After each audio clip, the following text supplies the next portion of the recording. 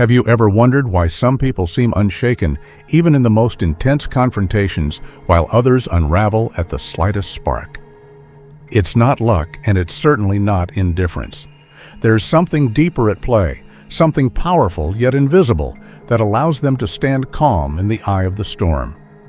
What if that power was already within you, waiting to be awakened?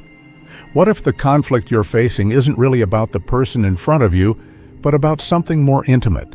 Your own unexamined reactions, your fear of being misunderstood, your desire to control what you can't. Imagine if you could disarm that inner chaos, not by suppressing it, but by mastering it. Not with brute force, but with clarity, empathy, and steady intention. Could you change not just how you respond, but who you become in the face of tension? Now picture this. Every argument, every clash, every uncomfortable silence is not just a test, but a teacher. Beneath the noise of disagreement lies a quiet opportunity to grow into someone wiser, kinder, more unshakable. The ancient Stoics discovered how. And now you're about to walk the same path, not toward silence or surrender, but toward true emotional freedom. Let's begin. Have you ever found yourself right in the middle of a heated argument, feeling that rush of anger rising so fast it threatens to spill over at any moment? Maybe it happened during a tense meeting at work, or a difficult conversation with someone you care about, or even a frustrating back and forth on social media. That pressure builds, your pulse quickens, and every instinct screams to react, to defend, to fight back. We've all been there. But what if I told you there was a better way, a way not only to navigate conflict more gracefully, but to walk away stronger, calmer, and even more respected?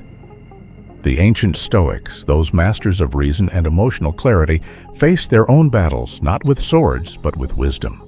They understood something we often forget.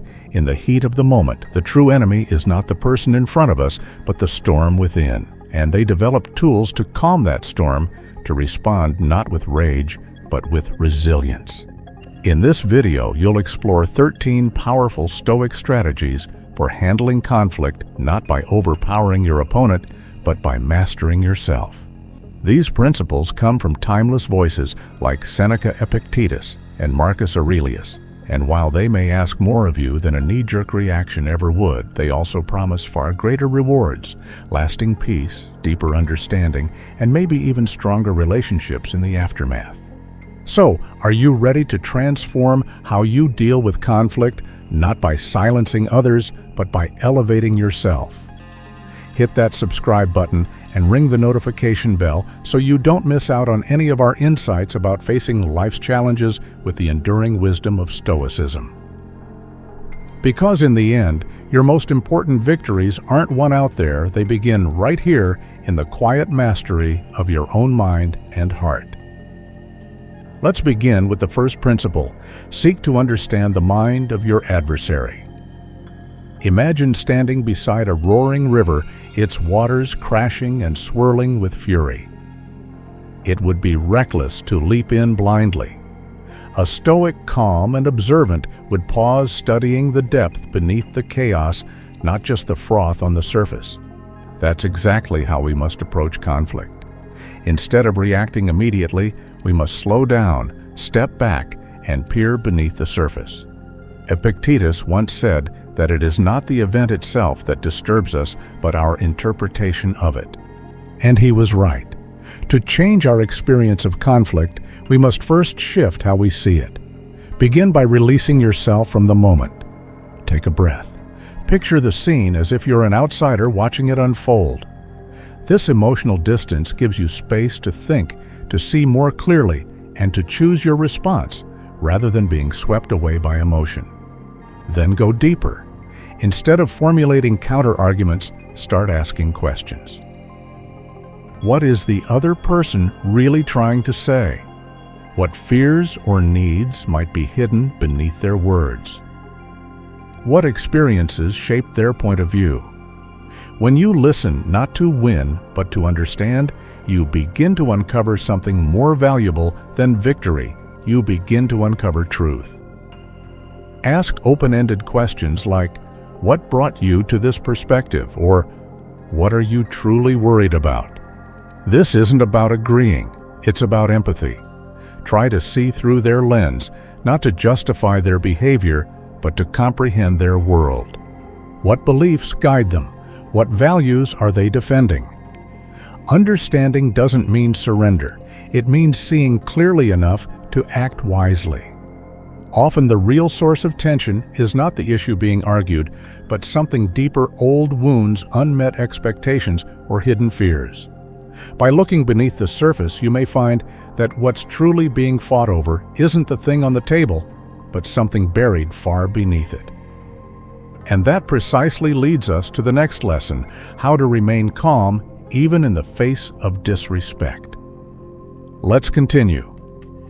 And so, as we close the previous reflection on building your worth and staying true to who you are, we're reminded that growth isn't about loud victories, but steady, quiet choices made with intention. That same intention leads us to how we handle conflict, because not every clash is worth your fire. Understanding others is not about condoning their actions. It's about diving beneath the surface, seeking the deeper currents that shape their behavior. Picture yourself as a geologist, brushing away layers of dust and stone, trying to read the story written into the landscape. In the same way, when we explore the past pain and pressures that drive those we oppose, we sometimes uncover a shared humanity we didn't expect. This Stoic practice of seeking depth doesn't just illuminate the other person, it reveals pieces of ourselves we didn't know were there. And in that clarity, even the wildest, most chaotic river of emotion begins to settle, becoming something calmer, clearer, and easier to cross. That brings us to another essential Stoic insight: choosing your battles wisely. Life is full of friction, whether it's political debates, online spats, or arguments over a parking spot. But just because the world hands you a sword doesn't mean you always have to draw it. Imagine standing at the edge of a vast battlefield. Every disagreement, every slight is a potential skirmish. But the Stoic, the wise one, doesn't charge in. They pause.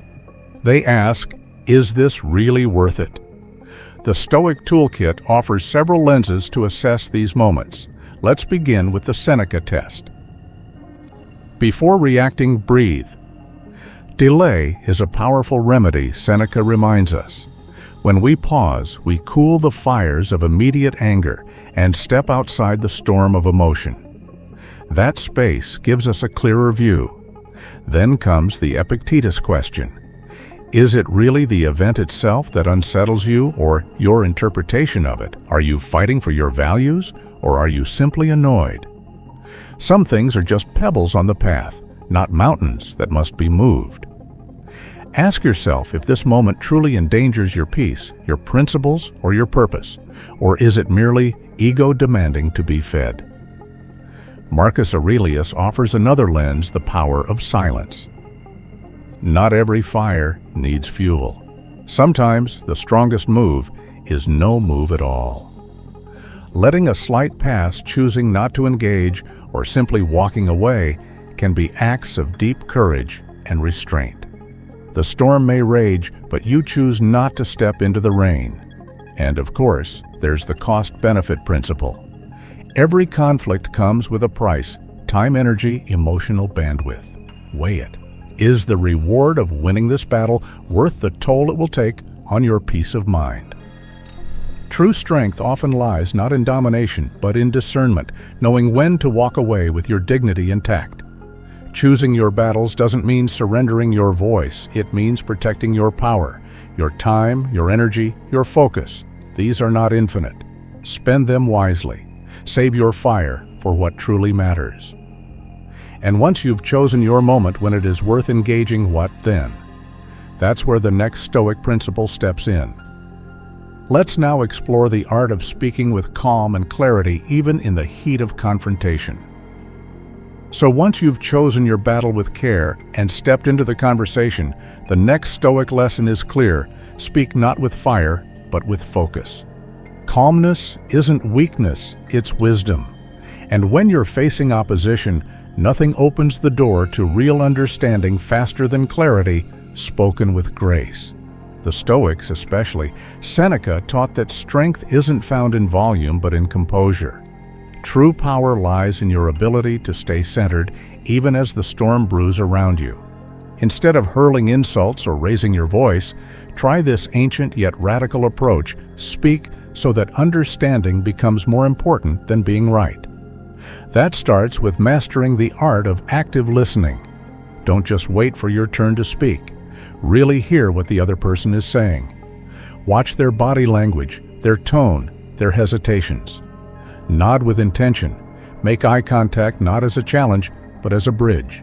Show them not with words, but with presence that you value what they're trying to express. It's a small act, but it can shift the entire mood of a conversation. Next, show empathy, not agreement. You don't have to adopt their views to acknowledge their feelings.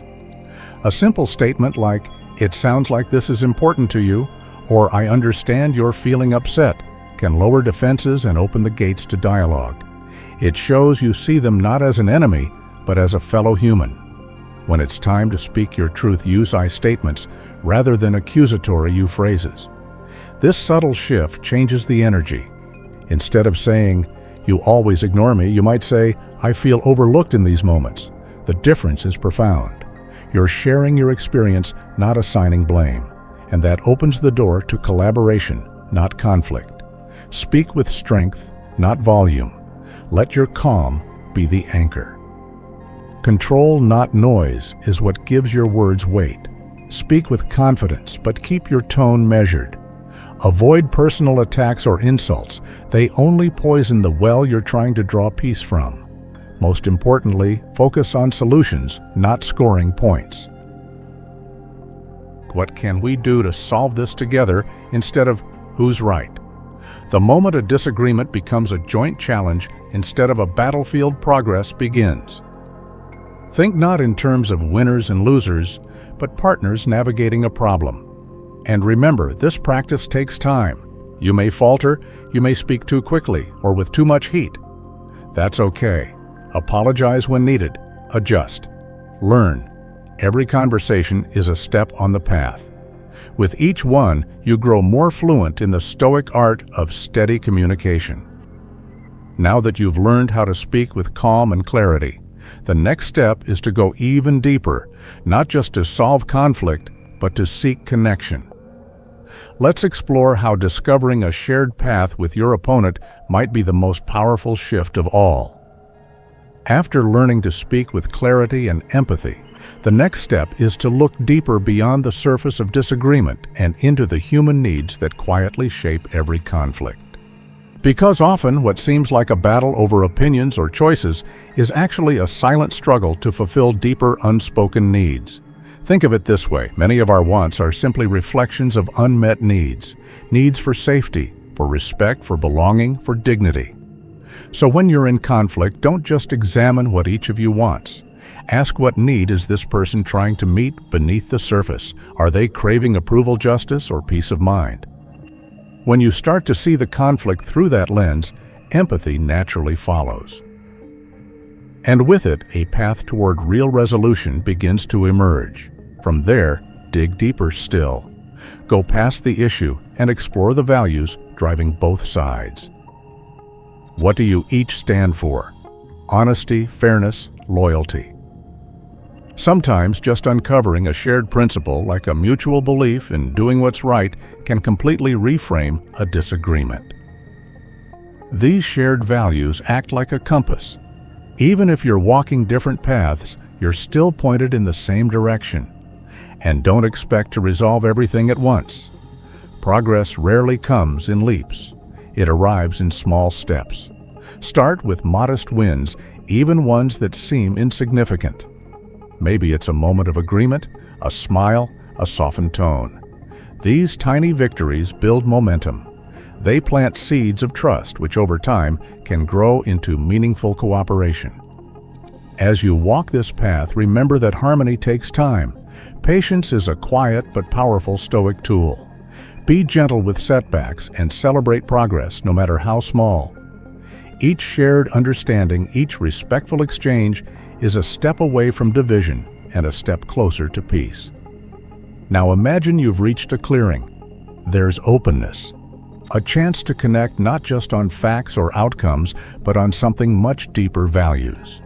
That brings us to one of the most transformative strategies of all, appealing to the other person's inner compass.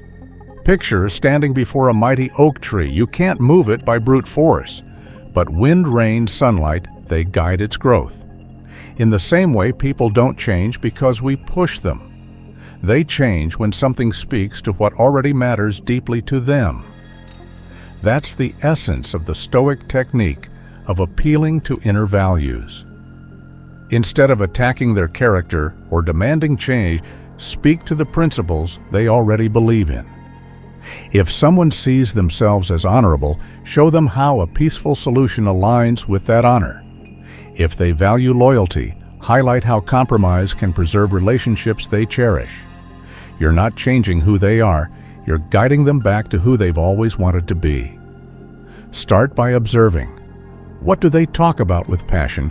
What do they defend, criticize, praise? Their language is a map. Listen closely, and you'll begin to understand what guides them underneath the surface. Next, connect the dots. Look for overlap. Maybe they believe in fairness just like you.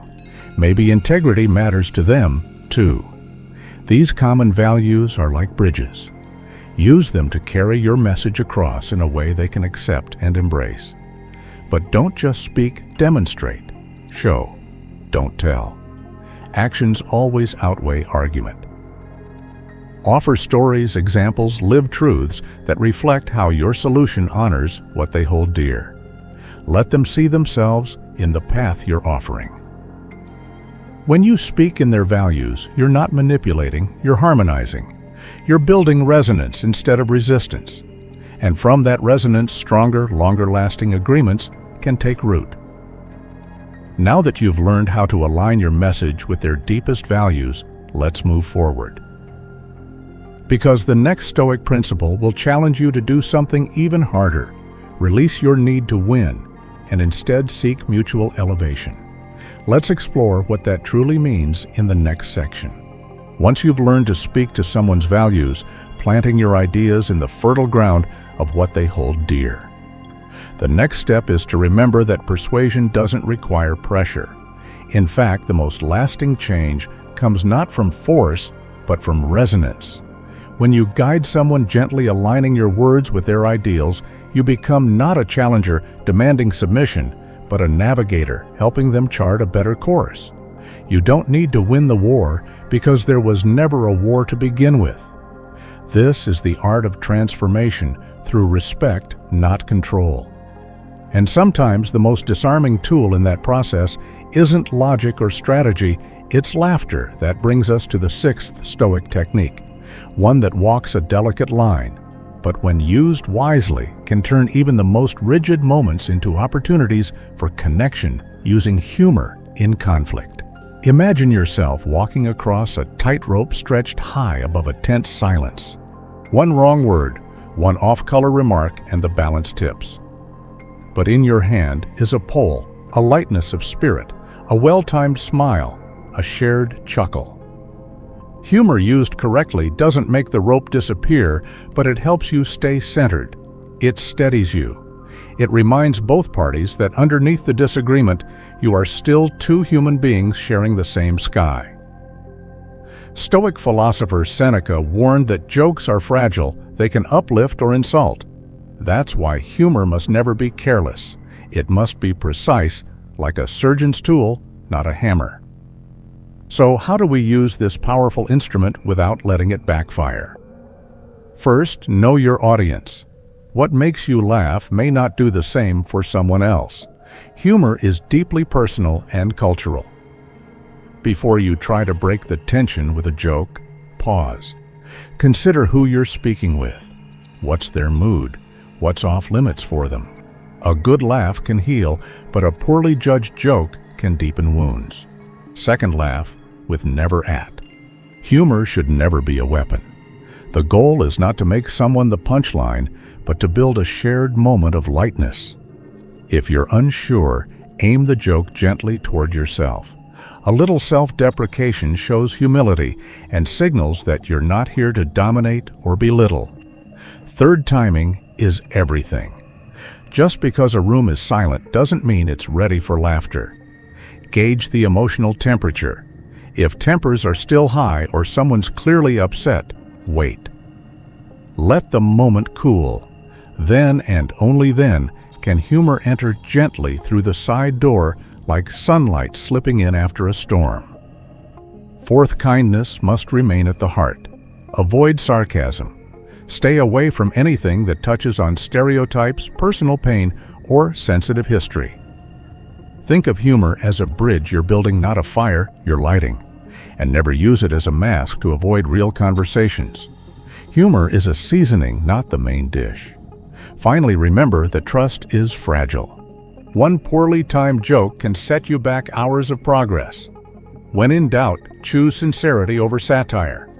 You can always laugh tomorrow, but you can't always take back today's words. Used thoughtfully, humor becomes a shared thread, a signal that we're not enemies. That despite our different perspectives, we still see the absurdity of life and perhaps even of our own stubbornness. In those moments, something beautiful happens. Tension softens, walls lower, and space opens up for real listening, for healing. So don't underestimate the power of a smile or a lighthearted comment. When done with care, it's one of the strongest tools you can use.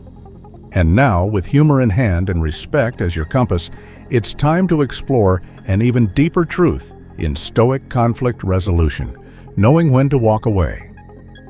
With humor paving the way and tension eased, we now arrive at a place where something even more powerful can begin to take root: genuine understanding.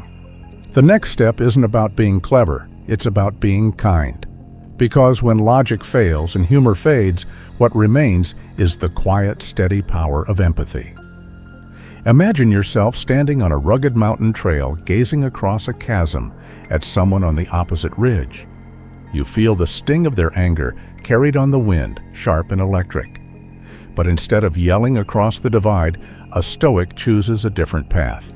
They descend slowly, cross the gap, and extend a hand, not to win, but to understand. This is the heart of the seventh Stoic principle, offering empathy. Empathy isn't weakness. It's a courageous bridge builder in the face of conflict. Even in the heat of disagreement, Stoics like Marcus Aurelius remind us that recognizing the humanity in the other person can open the door to real dialogue, the kind that softens resistance and makes resolution possible. How do you practice this Stoic superpower? Start by shifting your focus. Move from me to them. Step into their shoes. Ask yourself what past experiences might be shaping their emotions. Are there fears, insecurities, or past wounds driving their reactions? This shift in viewpoint expands your perspective and lets you engage from a place of wisdom, not just reaction. Next, tune in, not just to what they say, but to what they don't. Sometimes the loudest pain is silent. Watch their body language, listen to the tone behind their words. Notice the way they look away or raise their voice. These nonverbal cues often carry the truth beneath the surface. Pay attention and you'll hear the story they're not yet ready to tell. As you listen, do so without judgment. You don't have to agree with their actions to acknowledge their feelings. A phrase as simple as "I can see why this matters to you" can work wonders. Or, "It sounds like you're really hurt by this." These small acknowledgments can lower defenses and open up the space for something honest to emerge. Go deeper. Ask yourself, is their frustration masking fear? Is their anger protecting some deeper pain? When you look past the surface-level conflict and explore the emotion underneath, you start to address the real issue, not just the noise it creates. And remember, empathy does not equal agreement. You're not surrendering your values or justifying harmful behavior. You're walking alongside them, not ahead of them. You're choosing connection over combat, and that choice changes everything. Empathy clears the way for communication that doesn't just resolve a single disagreement, it reshapes the relationship moving forward. So take the first step down from your mountain. Cross the divide. Listen with humility, not pride. And in doing so, you may find not just a resolution, but a deeper mutual respect. And now, with empathy as our foundation, we turn toward a discipline that turns understanding into progress. It's time to learn the art of compromise and how Stoicism teaches us to bend without breaking. Let's explore that together in the next section. With empathy softening our steps and compromise guiding our direction. We now arrive at a truth that may seem difficult at first, but is vital to mastering peaceful resolution. We don't always have to carry the burden alone. Epictetus once said, "Seek not to have things happen as you wish, but rather wish them to happen as they do, and you will live a tranquil life." In those words lies a key to harmony, not by forcing the world to bend to our will, but by aligning ourselves with its flow. True strength isn't about overpowering the other side, it's about the quiet confidence to find solutions that honor both sides, even if only partially. That's the essence of compromise in Stoic practice.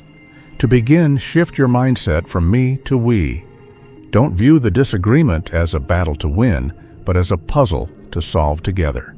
Reframing the conflict this way transforms it from rivalry into collaboration. Suddenly, new paths emerge, unexpected insights appear, and creativity flows. Look deeper than the argument itself. What shared values lie beneath the surface? Do you both care about fairness, respect, or building a functional work environment? Even when you seem far apart, chances are you both want similar things. These common goals should become the bedrock for resolution. But resolution requires clarity. Ask yourself what truly matters here and what are you willing to let go. Not everything in a disagreement holds equal weight. Recognize the key issues and hold them close, but allow flexibility on the smaller details. That flexibility isn't weakness, it's wisdom. It frees you to focus on what really matters and to create lasting peace instead of short-term victories, and then seek the win enough or win-win outcome. You're not trying to dominate, you're trying to ensure that both sides feel heard, respected, and understood. This isn't about settling for less, it's about choosing a sustainable, just outcome that leaves dignity intact for everyone involved. Like the oak and the wind coexisting in quiet balance, the Stoic art of compromise shows us how to bend without breaking. It requires patience, flexibility, and a willingness to revisit agreements as circumstances change. When you embrace this mindset, you step into a dynamic balance that makes room for growth, peace, and ongoing cooperation. And yet, what happens when you've done all this, when you've listened, empathized, compromised, and still feel stuck? What if the branches of the conflict wrap too tightly, the way forward lost in a tangled thicket? That's when the Stoics invite us to explore the next powerful truth. Asking for help is not a sign of failure. In fact, it's the ninth and often most courageous tactic, seeking external aid without shame. Let's walk into that together. By seeking the guidance of a neutral voice, you create space for clarity, understanding, and growth. Now, with calmer air between both sides, we arrive at one of the most powerful tools of inner peace and emotional strength: forgiveness. Imagine this: you're tethered to a heavy stone, its sharp edges digging into your skin, weighing you down every time you try to move forward. This isn't just any burden. It's the emotional weight of resentment, of past wounds unhealed and anger unspoken. Forgiveness, as the Stoics teach, isn't a gift you give to the one who wronged you. It's a release you offer yourself. A chance to finally loosen the grip of bitterness and start walking freely again. Seneca warned us, "He who is revengeful lives with a wound always open." In other words, refusing to forgive is like tearing open your own healing scabs over and over, choosing pain where peace could be. Stoicism teaches us that forgiveness is not a blind erasure of the past, nor is it an endorsement of harm. Instead, it's a courageous act of release, a choice to rise above injury in pursuit of clarity and wholeness. The first step is turning your focus inward. Stop thinking about what they did and start examining what that pain is doing to you. Holding on to resentment doesn't punish them, it poisons you. It drains your energy clouds, your thoughts, and prevents you from truly living. By choosing forgiveness, you reclaim control over your own emotional well-being. Then, broaden your view. Try to see the full picture. Often the actions that wounded us were driven by fear, confusion, or ignorance. Understanding this doesn't mean you excuse their behavior, but it softens the blow. It reminds you that they too are human, flawed, and faltering just like you. This shift in perspective can ease the emotional tension and allow room for healing. Let go, but do not forget. Forgiveness does not mean pretending it never happened. It means carrying the memory without letting it carry you. Remember the lessons learned, the insights gained, and the strength that it took to endure. Then release the venom of anger and hatred that clings to those memories. Keep the wisdom, let go of the wound. Make forgiveness an active living process. It's not a one-time decision. It's something you might have to recommit to again and again, especially when old feelings creep back in. Tools like journaling, mindfulness, or meditation can help you check in with yourself and stay anchored in that choice to forgive. Each time you let go even a little more, you reclaim your peace. And perhaps most importantly, don't confuse forgiveness with weakness. In Stoicism, it is an act of profound strength. You are choosing to break a cycle. You are rising above injury with dignity rather than sinking into retaliation. And in doing so, you free yourself from the past. But what happens after forgiveness? Where do we go once the wounds begin to heal and the weight has lifted? The journey doesn't end here. In fact, the next step is essential to sustaining all the inner growth we've cultivated, learning to pause to reflect and to practice restraint. Let's explore the wisdom of deliberate stillness. Meditation, too, can help guide you through this process, gently quieting the noise inside. Always remember, forgiveness is not for them, it is for you. It is not a concession to the one who wronged you, but a powerful act of reclaiming your own peace. Forgiveness is a gift you place in your own hands, not as a favor, but as freedom. In choosing to forgive, you dissolve the chains of bitterness that held you anchored to past pain. You breathe easier, feel lighter, and slowly rediscover joy and emotional flexibility. You are not required to wait for an apology that may never come. You can choose now to free yourself. Forgiving yourself truly deeply is one of the most radical and liberating acts of all.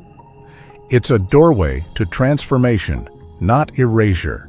You're not rewriting the past, you're rebuilding your present with compassion, honesty, and courage. To forgive is to exhale, to release the weight you no longer need to carry.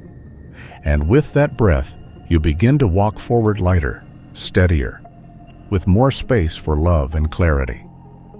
Let the pain go and open your arms to the stillness that follows.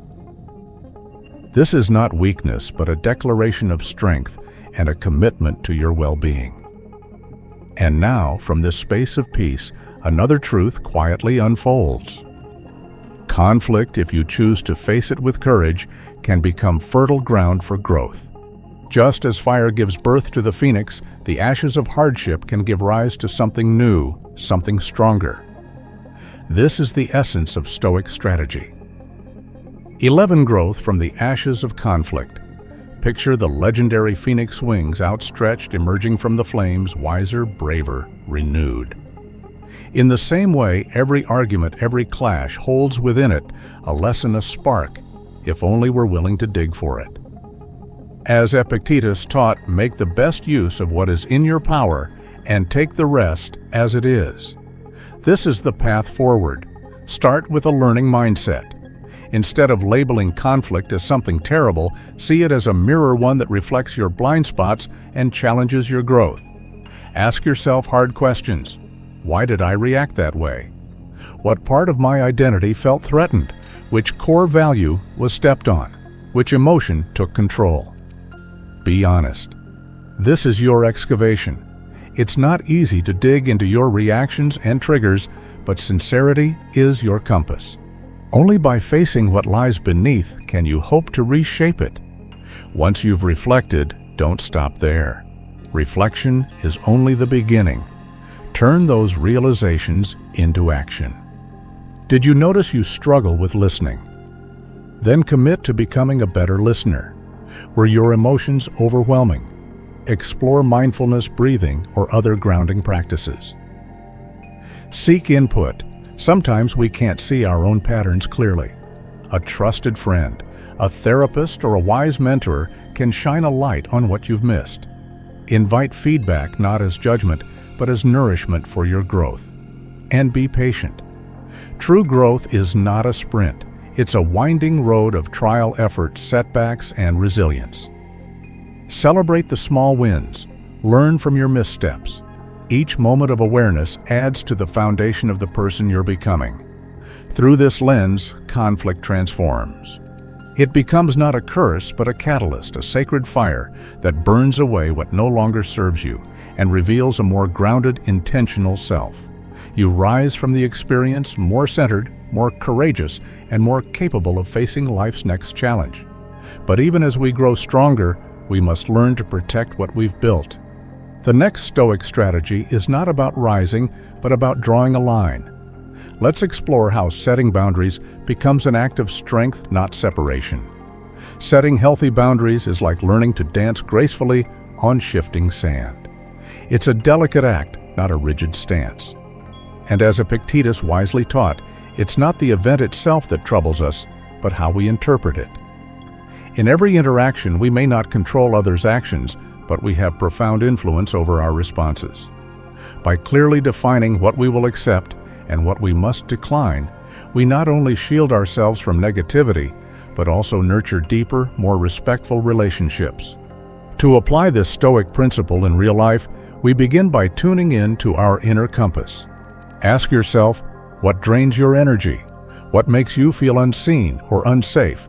Which behaviors cross the invisible lines that protect your peace? Knowing your values and emotional needs is the foundation. These internal boundaries act like roots anchoring you in clarity and purpose before you ever speak a word aloud. Once your values are clear, it's time to communicate them not with silence or anger, but with clarity and kindness. Instead of building emotional walls, use words as bridges. Replace vague hints or passive resistance with I statements that center your own experience. For example, saying, "I need space to recharge after work," is both respectful and powerful. It informs others while preserving harmony. Consistency is your next ally. Boundaries are only as strong as your willingness to uphold them. Like a steadfast lighthouse, weathering turbulent waves, your consistency teaches others how to treat you. Don't bend to guilt or shy away from discomfort. Honor your limits not just once, but repeatedly with calm resolve. Each time you do, you send a message, "I matter, and I respect myself." But be prepared, boundaries can stir resistance. Not everyone will applaud your efforts. Some may challenge, question, or even try to override your new stance. Expect this and meet it not with aggression, but with quiet persistence. Reaffirm your needs, not to dominate, but to protect what keeps you whole. Because at its heart, boundary setting is an act of self-care, not selfishness. It creates a sanctuary for your emotional well-being, allowing you to live with the joyful heart that Seneca spoke of. When you protect your energy and honor your space, you invite others to do the same for themselves and for you. This is not about building walls. It's about raising a gentle lighthouse, casting light across the waters of your relationships. It guides you and others toward greater transparency, mutual respect, and a deeper sense of emotional peace. In this way, boundaries are not restrictions, but doors to freedom. They open the way to a life shaped by serenity and self-love. And when the boundaries are set and life's storms still come, there is one final truth to hold close, perhaps the most powerful of all. No matter the chaos outside, you always hold the reins to your inner world. That's the essence of Stoic Strategy 13. Remembering that you control your reactions. Picture yourself standing in the eye of a violent storm. Waves crash, winds howl, the world spins in fury. You can't stop the weather, but you can choose your posture within it. That choice, how you respond, is where your real strength lies. This, the Stoics tell us, is the foundation of freedom. As Epictetus reminds us, it is a shame for the soul to depend on the body for satisfaction. The storms of life may be unavoidable, but peace is always possible when it comes from within. To begin mastering this response, start by identifying your emotional triggers. What people, words, or situations provoke the strongest reactions in you? Make a mental map of these emotional fault lines. Awareness is your first layer of armor. Then breathe. A single breath can create space between stimulus and response. In that space lies power, the power to choose. Instead of reacting on impulse, pause. Observe. Ask yourself, is this how I want to respond? Is this aligned with who I truly am? The next step, reframe your perspective without denying the facts. And that's exactly where we'll continue in the next section, where your power to shift perception becomes your most vital tool. Perspective shapes everything. The storm may be loud, the waves relentless, but what truly determines your experience is how you see them. This is the heart of Stoic Strategy 13, remembering that it's not the storm itself, but your interpretation of it that defines your inner world. We're often less troubled by what happens and more by the meaning we assign to it. So, pause. Examine your initial beliefs. Is the situation truly as dire as it seems? Could it be approached differently if you viewed it from another angle? Ask yourself, can this be solved? What part of this can I still influence? What good remains in this moment that I can focus on, even if it's small? This isn't about ignoring problems. It's about choosing your response with intention. Reacting without thought is like throwing yourself into the waves. But when you pause, breathe, and assess, you take control. Should you respond with anger, knowing it might escalate things, or would calm firmness bring better results? In this stillness, you reclaim your agency. Your response holds power. Like a flame, it can either ignite more chaos or offer warmth and clarity. Choose wisely. And like all great strengths, this ability to respond rather than react must be trained. Think of it as emotional muscle. It doesn't grow overnight, but through repeated, mindful effort. Each moment of tension is an opportunity to try again, to speak more gently, to pause more fully, to let go more gracefully. Practice in small moments. A delay in traffic, a harsh word from someone close, a sudden change of plans. These are your training grounds. By choosing different, more measured responses over time, you become emotionally agile, more resilient, more rooted. And let's be clear, choosing peace is not weakness, it's not submission. On the contrary, it's a show of remarkable strength. To hold your ground without losing your cool. To remain anchored while everything around you tries to pull you off center. That is the essence of true power. Inner mastery, the Stoics teach us, is far more valuable than external control. Because you can't shape the wind, but you can adjust your sails. So stand tall. Let the winds howl. Let the storm rage. Your power lies not in silencing the world, but in calming the storm within. Breathe deeply. Choose your words with care. Decide not in haste, but with clarity. Because each time you do, you become something more, a little braver, a little wiser, a little more free.